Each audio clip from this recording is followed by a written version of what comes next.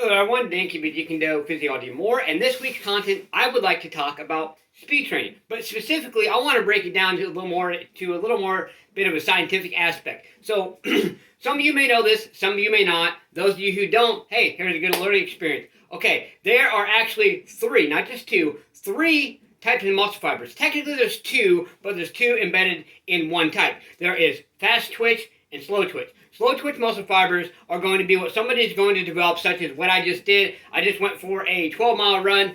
Good, even though it included some hills and there was some intensity to it, I know that I developed some fast twitch muscle fibers, but the majority of that is going to be slow twitch. What that basically means is when you say slow twitch, that means they have a higher aerobic capacity, meaning that you can work them for longer periods of time at a lower intensity. High volume, low intensity.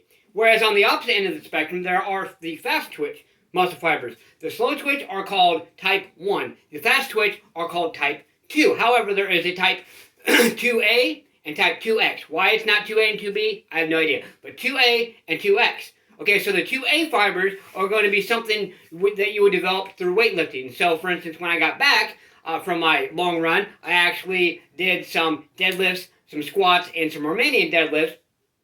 So I actually developed some fast twitch muscle fibers, some of the 2A muscle fibers. Now the 2X muscle fibers are going to be, if you were to go out for just an all-out sprint and do multiple 400-meter dash, 100, 200-meter sprints, that is going to develop more your type 2X muscle fibers. Those are going to be the fastest twitch. However, there are also the difference, as I explained, the slow twitch or type 1 are aerobic capacity, the type A and type type 2A and type 2X are anaerobic capacity, meaning that number one, they're going to fatigue faster. Number two, you are not going to be able to sustain that intensity for a very long period of time.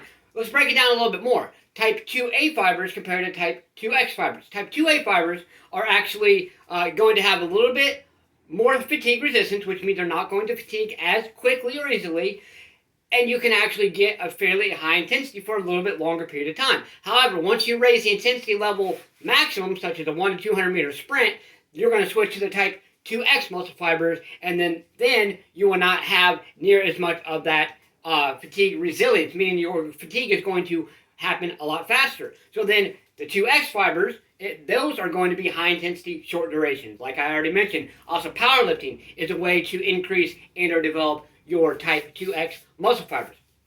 So now that we got the science into that, let's go ahead and talk about it a little bit. So a lot of you are probably wondering, okay, you've probably heard whatever stories, okay? A lot of martial artists, you see a lot of them do fast kicks, things like that. You see some of them do a lot of cardiovascular exercise, running, things like that. And you see some of them that really don't do that much. And you would probably have some misconceptions or hear a lot of, back and forth about it. Here's the thing. I'm gonna ask this question. I'm gonna answer it. Ask yourself this question. Okay, will going for longer runs, such as 5, 10, 15-mile runs, will that slow you down as a martial artist as far as your kicks and whatnot?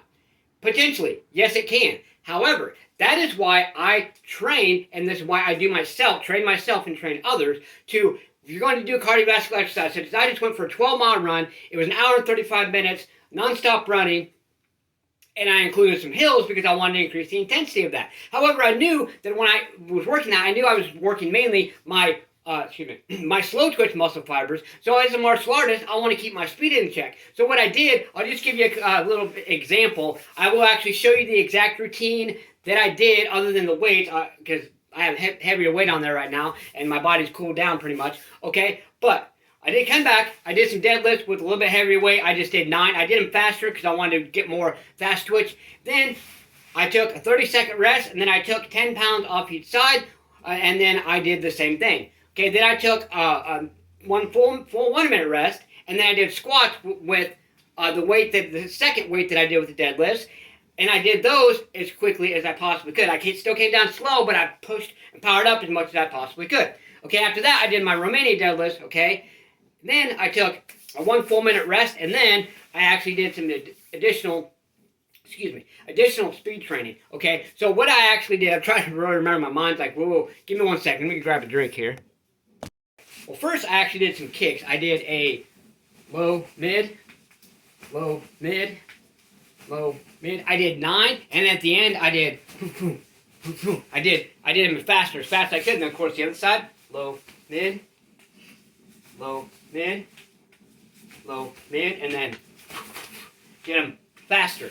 Okay. Now, one thing you're probably thinking too is like going for a 12-mile run at a good pace with hills and everything. Were you wiped? How the hell did you do what you did? Okay. One thing about Jeet Kune, the reason it is 60% conditioning and 40% technique and other training, because in Jeet Kune, any type of martial arts, I believe, but especially in Jeet Kune, one of the strong things to emphasize is the concept of learning to push yourself and be able to muster up strength, endurance, willpower when you are literally totally completely exhausted. So by going for a long 12-mile run and then coming back and doing all this, guess what?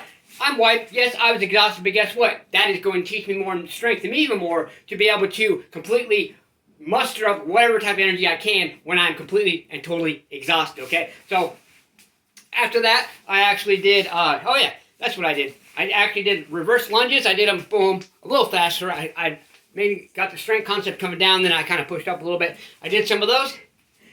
Took about 10-second rest or so, and then I did 25 bodyweight squats, boom, boom, and then the last actually 20, and then the last 5 I did faster, and then after that, I actually did, I did 13 jumping squats, boom, boom, 13 jumping squats, okay, and then after that, I did some abdominals, and then after that, I actually did explosive push-ups on the floor. Now with these, I have done fingertip, but usually when I do explosive push-ups, I'm doing flat palm as well as my burpees. I've done those fingertip, but I usually do those flat palm because I almost broke my thumb one time.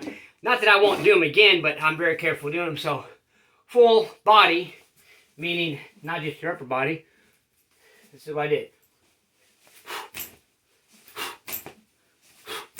I did 9 of those, took a 10-second breath, and then I did 9 burpees.